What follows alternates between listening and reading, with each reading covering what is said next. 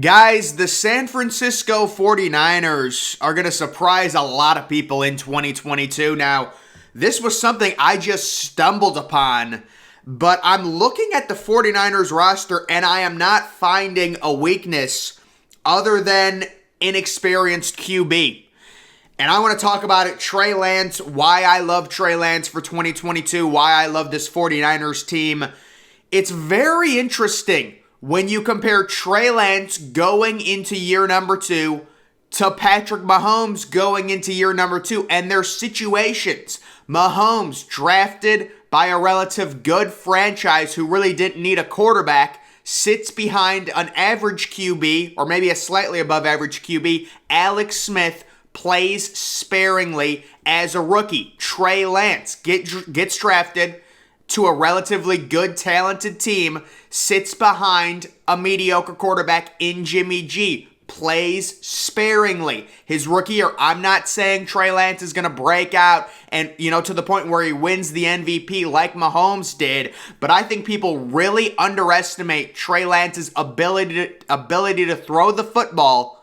We know he can run, we know he's mobile, but he's got an amazing arm, and his rookie stats, he only started 2 games, the 5 touchdowns, the 2 interceptions, the QBR's not very good because the completion percentage was bad, but just looking at it, for a rookie, these are very acceptable numbers, and guys, when you look at this 49ers offense, it is loaded at every position, probably outside of running back, which is really the least important position on the offense. Trey Lance throwing the ball, underrated. He's very similar to Jalen Hurts in the way he can run, maybe even a little bit more mobile than Hurts, but I think people are really underestimating his arm strength, his arm talent, and I think he is going to absolutely break out in 2022, not just because of how talented he is. You take a look at his head coach. There's another thing, similarities with the Chiefs, Andy Reid, Mahomes, great system there. Now you've got Trey Lance with Kyle Shanahan, a really good offensive coach, and you take a look at this depth chart. I don't know what they're going to do with Jimmy G. They probably will trade him. But you take a look, Elijah Mitchell, decent. Jeff Wilson. The running back to me is the least important position, but they're decent players. They're not bad. I also like Trey Sherman. I know he struggled as a rookie, but I like him. Deebo Samuel, locking him up to a major extension. But guys, the player on this offense I expect to explode, Brandon Ayuk, who kind of had a weird season last year, but came on late. I love Brandon Ayuk. You want to talk about a 1-2 combination, Deebo Samuel and Brandon Ayuk. By the way, Deebo Samuel, we know he gets a few carries too. Extremely versatile. He's signed now. He's extended. He's happy. What a 1-2 punch that is. And then you've also, guys, George Kittle. Is this the year George Kittle can stay healthy? This offense is just loaded. Could you imagine if George Kittle, Brandon Ayuk, Deebo Samuel all stay healthy with Trey Lance? And then they've got an extremely good offensive line as well. The infrastructure, and this is something, guys, I stumbled upon this. I was looking through all teams, and this team is just like, wow, is this team talented? This could be an absolute breakout type thing for Trey Lance based on people underestimating his throwing ability and the infrastructure the 49ers have built around him with 2 stud receivers, a stud tight end who can also block. Hopefully he can stay healthy. He's had injury problems the past few years. Kyle Juszczyk, fullbacks aren't very important, but he's still one of the best fullbacks in the NFL. And then a really good offensive line anchored by one of, if not the best left tackles in football, Trent Williams. So this offense just blew me away when I saw it, and I'm thinking in my head and thinking back to Mahomes and what he did in that offense, the similarities. It is crazy, ladies and gentlemen. Absolutely crazy. This offense is impressive, but it gets even better. You take a look at the 49ers defense and what they've built there. Drake Jackson, the rookie, making waves in training camp right now from USC. You've got Kinlaw, the former first-round pick, was amazing at South Carolina, struggled as a rookie, but he's a guy, with Nick Bosa there, I expect him to step up. Armstead, amazing pass rusher. And then, of course, Nick Bosa, he is my pick to win Defensive Player of the Year. He's one of the best. Fred Warner, amazing. I mean, this team just oozes. This might be the overall most talented roster in the NFL. It's basically every position. And then the defensive backs, nobody really jumps out, but it's a very solid unit. Very solid unit. And that's all you need when you have Nick Bosa, when you have Eric Armstead. When you have these disruptors, the defense, I'm expecting top 12, top 10 type defense. And the offense, I think the sky is the limit with Trey Lance. Of course, the biggest question is the inexperience for Trey Lance. What Mahomes did in 2018 is the exception to the rule. Normally, QBs making their first, real starts, it takes time. So that brings us to the overall schedule of the 49ers. And you think, can this team win the NFC West, the second toughest division in football? It is a brutal schedule because they also have to face the AFC West, which is the best division in the crossover. So that is tough, but I'm liking the way the schedule sets up. It's early on, it's manageable. You've got 2 easier games at Chicago. You figure that's a win. Justin Fields, they've got no one to help him. You like that matchup. It's a 1:00 game. You're traveling to the East Coast. It's tough. That's Central Time Zone, I think, but that should be a win versus Seattle, home opener. Very easy win. We know Seattle with Drew Lock starting him. At Denver, that's tough. Versus the Rams, of course, you're going to face the Rams twice. All you have to do is split with them. At Carolina, at Atlanta. Easy wins.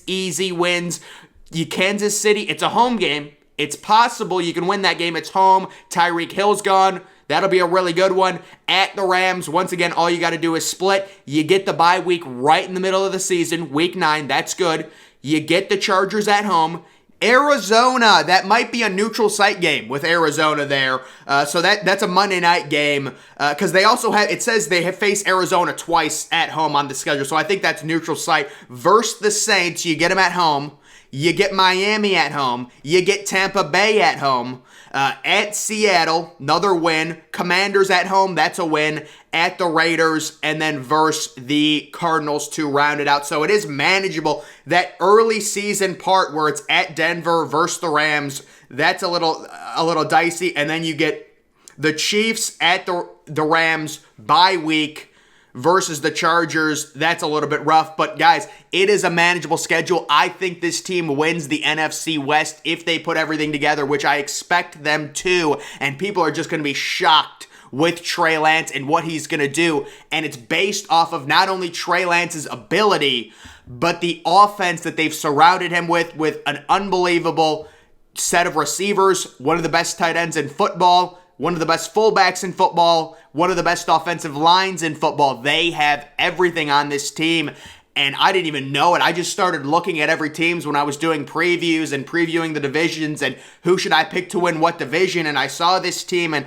I know a lot of people with the NFC West, they're picking the Rams. They won the Super Bowl last year. We respect that, but people have to understand how hard it is to repeat, even get back to the Super Bowl. It's basically impossible, and the Rams, I think they'll be at least a wild card team. They're very talented. They've got an absurdly talented defense with Stafford, with Cooper Kupp, but I think the 49ers, with the NFL, there's always surprise teams. Nobody expects certain things.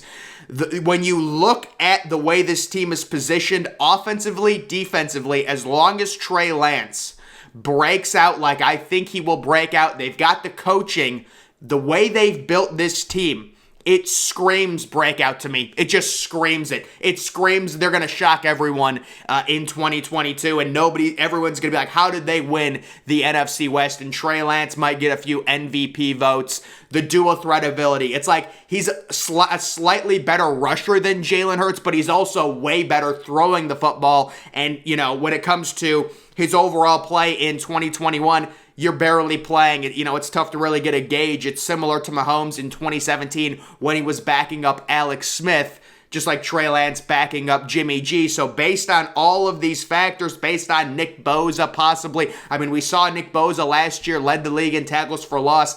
I'm expecting another crazy year from him.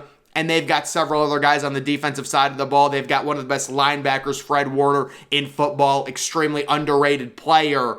You know, this team, it's going to be a really, really impressive year, and I just looked at their roster, and I was so impressed, so I wanted to just share it with you guys on what I think the 49ers are going to do in 2022, possibly going back to the Super Bowl. Honestly, if everything aligns for them, we could see them back in the Super Bowl. We know they recently lost to the Chiefs a few years ago in the Super Bowl, but it'll be interesting, guys. They're kind of my number one sleeper team, I guess you could say.